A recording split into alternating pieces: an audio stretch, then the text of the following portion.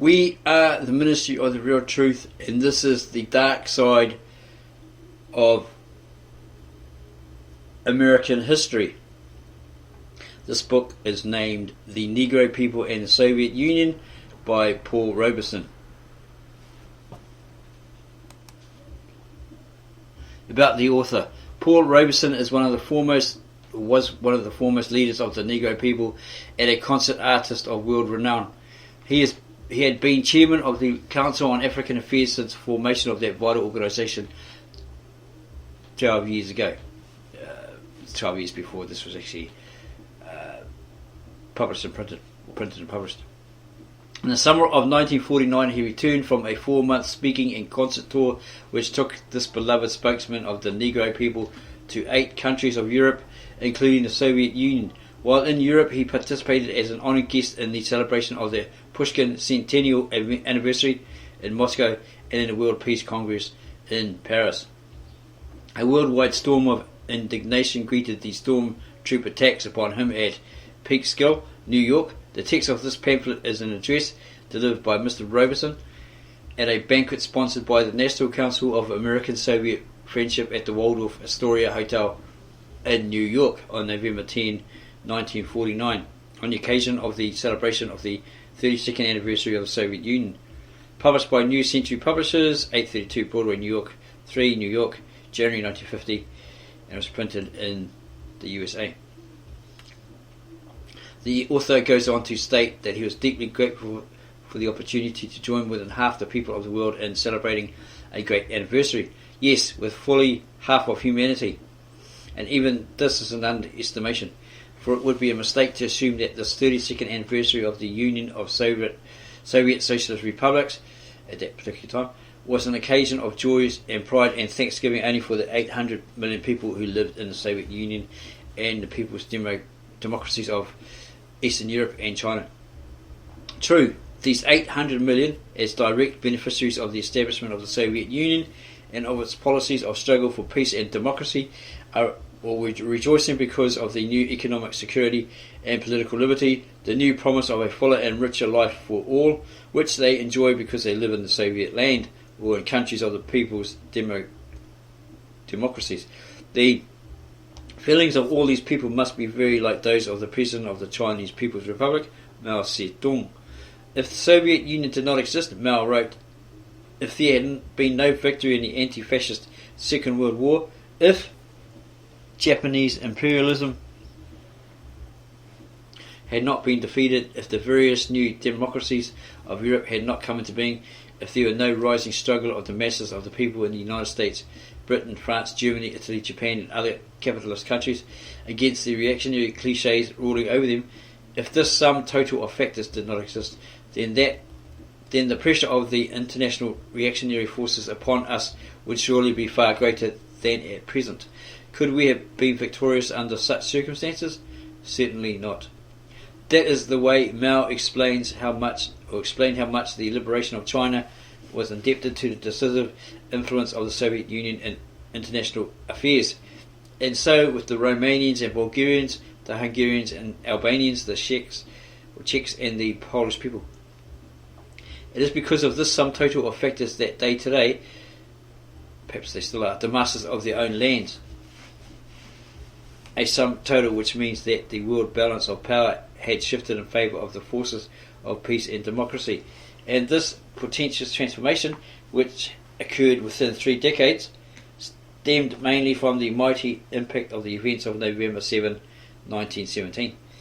The author travelled recently, or at that time, before the publication of this book, in Western Europe and Scandinavia, and he knew from what he saw and heard in those countries that there too the peoples are able to struggle against the total colonisation of their countries by Wall Street, America, principally because of this new balance of power. And if the Vietnamese and the Indonesians, if the Burmese and the Malay people, indeed, if the people of long-suffering India have advanced to a higher state of struggle for their independence, it is because of the sum total of factors and the decisive influence of the Soviet Union at that time.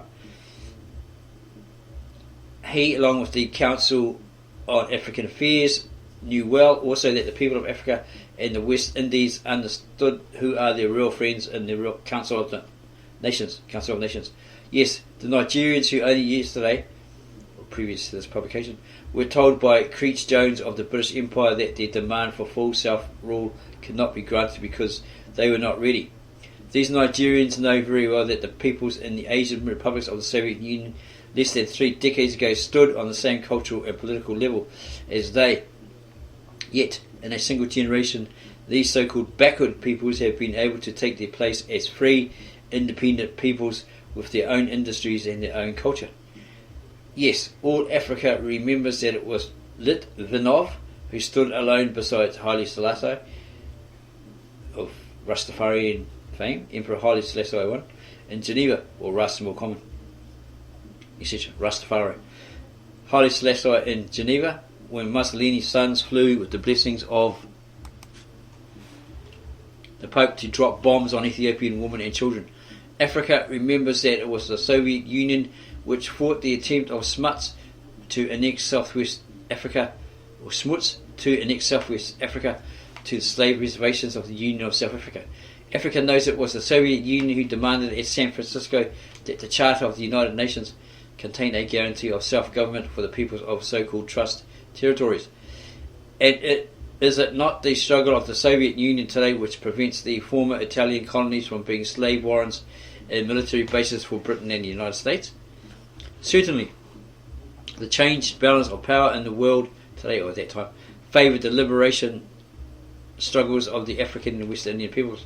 And if the people of Tanganyika and Kenya were not content with the benevolent schemes for turning their land into mass peanut plantations, if the Africans of Rhodesia rebelled against the theft of their copper and the exploitation of their labour, if the Bantus and the slave pens of the Union of South Africa grew more defiant of the past laws and the forced labour system, if the peoples of the Congo refused to mine the uranium for the atom bombs made in Jim Crow factories in the United States, if all these people demanded an end to floggings, an end to the farce of trusteeship in the former Italian colonies and all other colonies, an end to colonial exploitation schemes hidden beneath humanitarian pretenses, and if the people of the West Indies pressed for some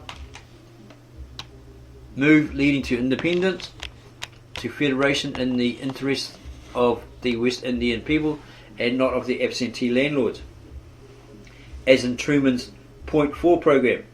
If, in a word, the peoples of Africa and the West Indies now shouted their demands for self-determination to the entire world, is it not because they have a mighty friend and champion who by example and repeated challenge has proved this friendship? No, despite all the censorship and repression, the word has gotten around. The Soviet Union is the friend of the African and West Indian peoples, and no imperialist wolf disguised as a benevolent watchdog, and not Tito disguised as a revolutionary, can convince him that Moscow oppresses the small nations. Africa knows or knew the Soviet Union was the defender and champion of the rights of all nations. Way back then, large and small, to control their own destinies. The Soviet socialist program of ethnic and national democracy is precisely the opposite of the Nazi, fascist, South African and Dixiecrat programs of racial superiority. One of Africa's four most leaders, Gabriel de Arbacir, Vice President of the African Democratic Union in France's African colonies below the Sahara,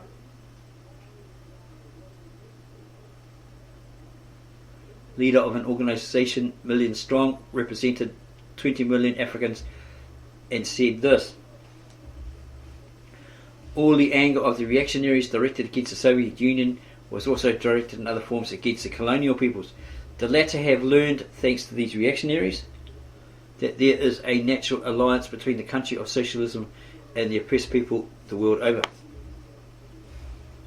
But the author had a deeply personal reason for speaking at that meeting tonight, or that night, and it was more than the fact that as an artist he knew what Soviet culture means for the young artists of that era. what great horizons of imagination and creativeness were being pushed back in the Soviet land. And it was more than the fact that the author had many dear friends in the Soviet Union whom he met and grew to know during his visits there. He thought the real reason that he loved the United Union and why he could speak so personally about it is because he's a Negro. He was a Negro and an American. The author was a Negro and an American. And he goes on to say, let him explain. In America in his day, the Negro people were the core of the struggle against war and fascism. 300 years of oppression and terror had brought his people to the forefront in the struggle. There was no democracy for the masses of his people. The achievements of a few are no answer. In fact, this was being used in reverse to cover up the injustices to our millions, his people, right? The millions of Negroes who are denied the right to vote are or were mountainous testimony. Unemployment was a constant spectre.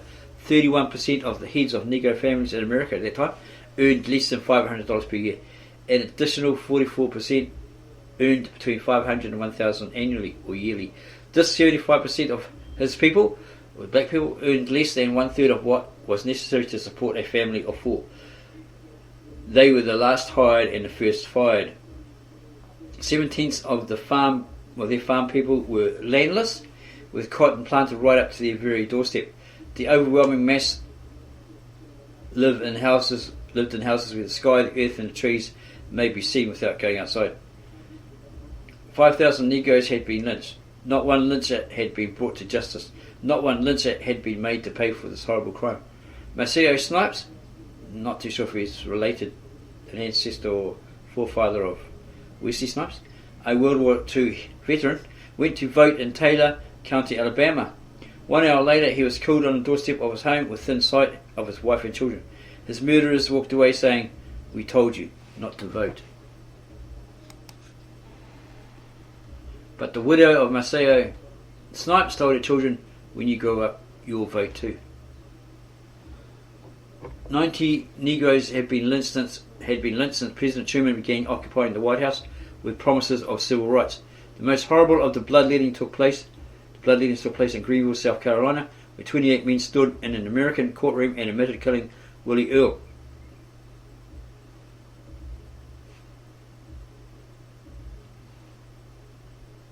Several owned to tying him up. They owned up. They admitted. Confessed. Several others to pouring gasoline over his body. Still others to firing 60 shells into him from 6 feet away. Even others admitted setting matches to the gasoline, making a flaming fire or a fire. They were all freed by the jury, and the federal government never intervened. The reason is clear. Tom Clark was the Attorney General then, the same Attorney General who later prosecuted any number of liberal thinkers and resorted to the worst kind of persecution and the most despicable use of our courts, the American courts, in indicting the 12 leaders of the Communist Party.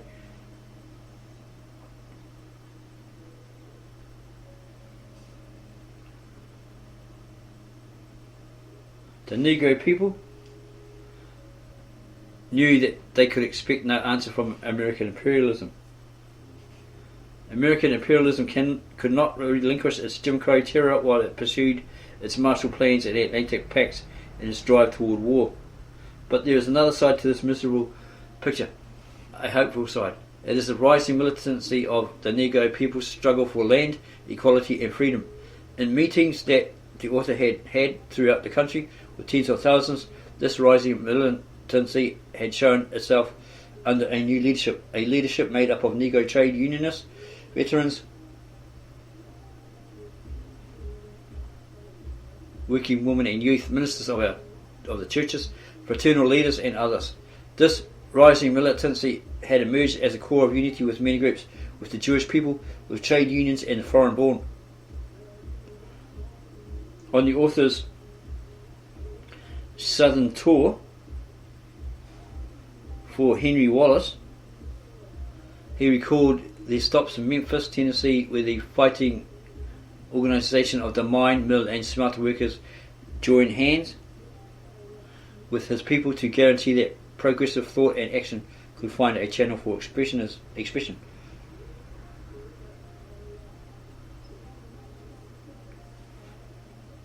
In Winston-Salem, North Carolina, the author saw the tobacco workers.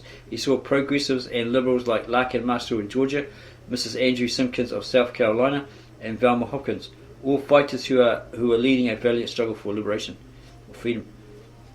It was during Peak School that this unity was most sharply set forward. There, in Peak School, trade unionists, Jewish people, foreign-born Negro and white, stood side by side, fighting off the fascist attack of gangs led by Dewey and Dulles, the real source of force and violence.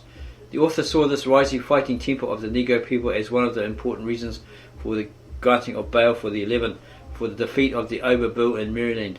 Yes, it even forced Supreme Court Justice Jackson to proclaim the trial of Eugene Dennis as a political trial.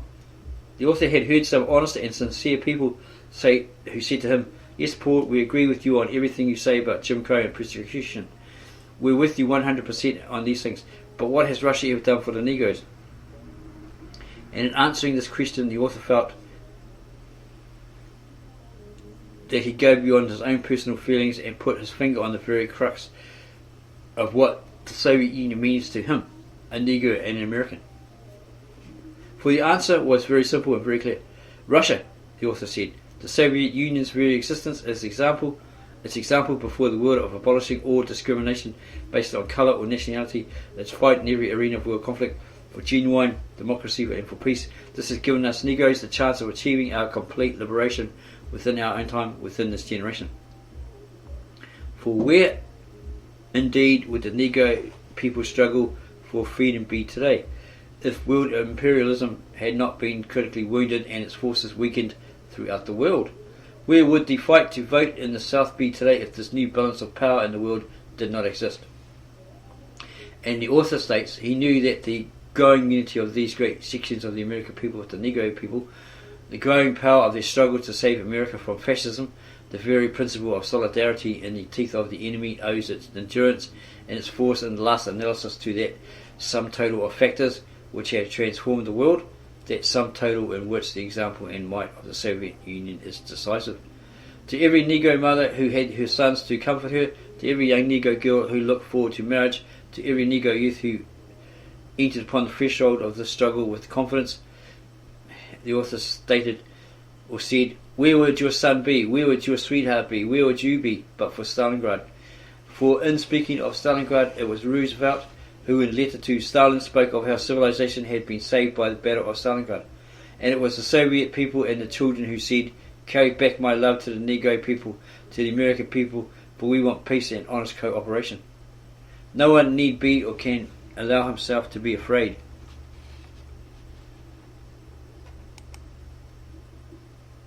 of declaring himself for real friendship with the Soviet Union republics and people's democracies. Today, or in that time, the real patriots of every nation were exactly those who worked for friendship with these great nations. Must we go back over the last 3 decades to document this fact? Has not the history of every country shown that it was precisely those who sowed hatred against the Soviet Union who proved to be the real traitors to their country? Was it not those who advocated and worked for friendship with the Soviet Union who proved to be the genuine patriots? To those who dare to question the author's patriotism, who have the unmitigated insolence to question his love for the true America, it is right to be an American, to question him whose fathers and forefathers fertilized the very soil of their country with their toil, their labour, and with their bodies. To such people he answered that those and only those who work for a policy of friendship with the Soviet Union are genuine American patriots, and all others who move toward a war that would destroy civilization, doesn't matter where it is, Afghanistan, Iran, Iraq, etc., whether consciously or unconsciously, are betraying the interests of this country, America, and the American people. Finally, my friends, the author went on to say that he believed the great majority of the American people would come to realise the identity of interest with the people of the Soviet Union and the growing people's democracies. In that era of change, normal trade relations and peaceful cooperation could be the only answer, or the only answer. The author states here he is well, he was and always would be, an anti-fascist and a fighter for the freedom of dignity of all men. We anti-fascists, the true lovers of American democracy, have a tremendous responsibility. We are not a small band. We are millions who believe in peace and friendship. If we mobilise with courage, the forces of world fascism can and will be defeated in Europe, in Africa and in the United States. Because of this, he goes on to say again that he was, I am, and always would be, a firm and true friend of the Soviet Union and of the beloved Soviet people. Okay, and there's different books on the Negro by different authors, or maybe Herbert Aptheker. Okay, there's other authors as well. At that time, quite cheap.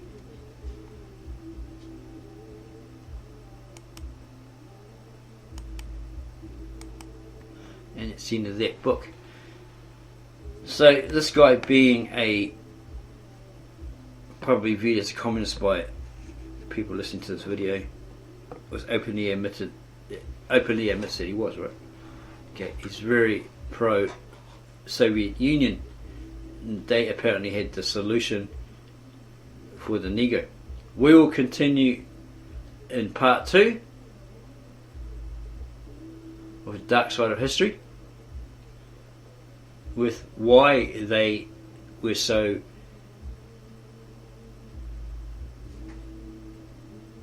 wanting to attract the Negro with his problems, his American problems, slavery, etc., and provide a solution.